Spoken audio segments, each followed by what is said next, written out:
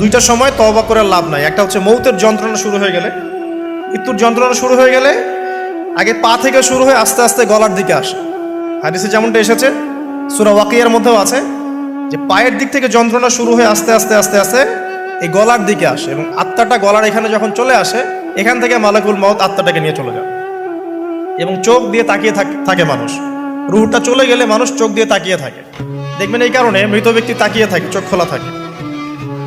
এবং তখন আসমান থেকে সিঁড়ি নামিয়ে দেওয়া হয়, ওই সিঁড়িতে করে আত্মা চলে যাচ্ছে, ও তাকিয়ে দেখে যে আত্মা চলে যাচ্ছে। এবং মানুষ মারা যাওয়ার পরে চোখ জীবিত থাকে অনেকক্ষণ। মেডিকেল সায়েন্স যারা পড়েছে তাদেরকে জিজ্ঞাসা করবে, মানুষ ডেড হয়ে গেলেও চোখ দেখবেন আরো কয়েক ঘন্টা, হয়তো আরো নির্দিষ্ট একটা সময় পর্যন্ত চোখটা কিন্তু জীবিত থাকে। এই জন্যে চোখ বন্ধ করে দিতে হয়। যাই হোক, যেটা বলছিলাম যে মৌতের যন্ত্রণা শুরু হয়ে গেলে তওবা করে লাভ নাই, তওবার দরজা বন্ধ। আর পশ্চিম দিক থেকে সূর্য উঠে গেলে তওবা করে লাভ নাই, তওবার দরজা বন্ধ।